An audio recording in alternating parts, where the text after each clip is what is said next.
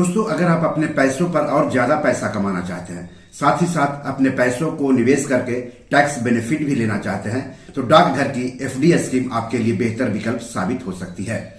Post office की time deposit यानी FD निवेश के लिए एक सुरक्षित और गारंटीड स्कीम है। गारंटीड मतलब इसमें निवेश करेंगे तो निश्चित ब्याज मिलेगा। यहां तक कि इसे बैंक एफडी की तुलना में भी ज्यादा सुरक्षित माना जाता है। पोस्ट ऑफिस में एफडी करने के 4 विकल्प हैं और सभी में ब्याज दरें आकर्षक हैं। एफडी के 4 विकल्प होने से इसमें लिक्विडिटी बेहतर है, यानी जब आपको पैसों की जरूरत हो तो आप एफडी से पैसा निकाल सकते हैं या फिर एफडी के बदले लोन ले सकते हैं, तो जरूरत के समय आपको पैसों की दिक्कत नहीं होगी। लेकिन टैक्स का फायदा सिर्फ एक ही विकल्प में मिलता है। इस एपिसोड में आगे हम आपको पोस्ट ऑफिस एफडी स्कीम की पूरी जानकारी देंगे, लेकिन सबसे पहले मैं आप सबसे गुजारिश करता हूं कि चैनल के लिए नए हैं तो सब्सक्राइब कर लीजिए, वीडियो को ज्यादा से ज्यादा शेयर कीजिए ताकि ज्यादा से ज्यादा लोगों तक जानकारी पहुंचे। हो सकता है आपके एक शेयर से आपके किसी अपनों को फायदा हो जाए। तो चलिए आगे बढ़ते हैं। तो सबसे पहले पोस्ट ऑफिस एफडी की ब्याज दर जान लेते हैं। अभी से लेकर जून तक इन एफडी में पैसे लगाएंगे तो मैच्योरिटी तक कितना ब्याज मिलेगा वो जान लेते हैं। तो 1 साल की अगर एफडी करेंगे पोस्ट ऑफिस में तो मैच्योरिटी तक 6.9% हर साल ब्याज मिलेगा। 2 साल तक की एफडी करेंगे तो मैच्योरिटी तक हर साल 7% ब्याज मिलेगा। 3 साल की एफडी करेंगे तो मैच्योरिटी तक हर साल 7.1% ब्याज मिलेगा। और अगर 5 साल की एफडी करेंगे तो मैच्योरिटी तक हर साल 7.5% ब्याज मिलेगा। अब टैक्स फायदा क्या है वो जान लेते हैं। पुरानी टैक्स व्यवस्था के हिसाब से 5 साल की एफडी में निवेश की गई 1.5 लाख रुपए तक की राशि पर 80C के तहत टैक्स छूट मिलती है।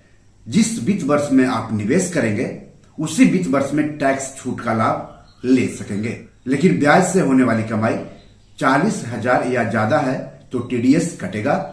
सीनियर सिटीजन के लिए यह लिमिट 50,000 है। तो पोस्ट ऑफिस की अलग अलग स्कीम में अगर आप 10 लाख रुपया एफडी कराते हैं तो कितना फायदा होगा वो जान लेते हैं। तो मान लिया कि 5 साल के लिए अगर आप 10 लाख रुपए निवेश करते हैं तो ब्याज अभी मिल रहा है 7.5% हर साल। 7.5% हर साल ब्याज के हिसाब से मैच्योरिटी पर 10 लाख बन जाएगा 14,49,948 रुपए।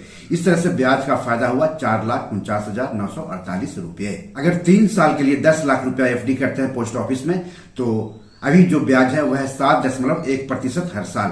तो मैच्योरिटी पर आपकी कुल रकम बन जाएगी 12,35,075 रुपए। इस तरह से ब्याज का फायदा हुआ 2,35,075 रुपए। अगर 2 साल की एफडी पर आप पैसे लगाते हैं, 10 लाख रुपया निवेश करते हैं पोस्ट ऑफिस में तो मैच्योरिटी तक आपको ब्याज मिलेगा 7%। तो इस हिसाब से मैच्योरिटी पर कुल रकम हो जाएगी 10 लाख का 11,48,882 रुपए और ब्याज का फायदा हुआ 1,48,882 रुपए। अगर पोस्ट ऑफिस में 1 साल के लिए एफडी कराते हैं 10 लाख रुपए तो अभी ब्याज मिल रहा है 6.9% हर साल। तो इस तरह से मैच्योरिटी पर आपको कुल रकम मिलेगी 10,70,806 रुपए, यानी ब्याज का फायदा हुआ 70,806 रुपए। पोस्ट ऑफिस स्कीम के फायदे भी जान लीजिए। तो पोस्ट ऑफिस की टाइम डिपॉजिट यानी एफडी में 1 साल, 2 साल, 3 साल और 5 साल के लिए निवेश की सुविधा है एक बार में। इसमें सिंगल और ज्वाइंट अकाउंट खोलने की सुविधा है। ज्वाइंट अकाउंट में 3 एडल्ट हो सकते हैं। ज्वाइंट अकाउंट मतलब किसी और के साथ मिल करके खाता खोलना। इस स्कीम की खास बात है कि एक निवेशक कई अकाउंट खुलवा सकता है।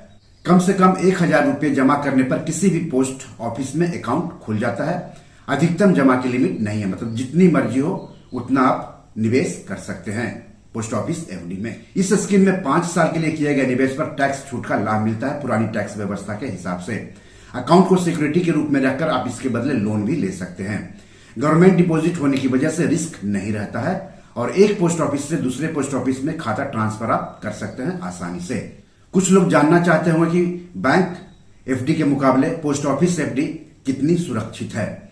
तो post office FD bank FD की तुलना में सुरक्षित निवेश है, क्योंकि इसमें निवेशक की पूंजी और कमाए गए ब्याज पर सरकारी गारंटी मिलती है।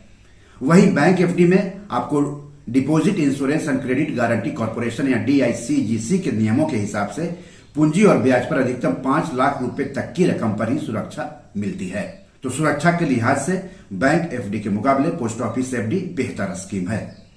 दोस्तों, डाकघर की बचत योजनाओं में 1 साल की सावधि जमा, 2 साल की सावधि जमा, 3 साल की सावधि जमा और 5 साल की सावधि जमा के अलावा बचत जमा खाता, 5 साल की रेकरिंग जमा, वरिष्ठ नागरिक बचत योजना यानी SCSS, national savings monthly income account scheme यानी NSMIS, नेशनल सेविंग सर्टिफिकेट यानी NSC, पब्लिक प्रोविडेंट फंड मतलब PPF, किसान विकास पत्र मतलब KVP और सुकन्या समृद्धि अकाउंट स्कीम यानी SSY में भी पैसे लगाकर आप पैसे कमा सकते हैं और इसमें कई स्कीम में आपको टैक्स छूट का लाभ भी मिलता है। पोस्ट ऑफिस बचत स्कीम के बारे में प्लेलिस्ट में आपको बहुत सारी वीडियो मिल जाएंगे, तो आप उन वीडियो को देख करके लाभ उठा सकते हैं।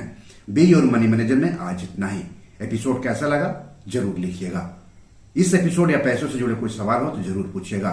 आगे किस टॉपिक पर वीडियो चाहते हैं हमें लिखिएगा तो अच्छा लगेगा। धन्यवाद, नमस्कार।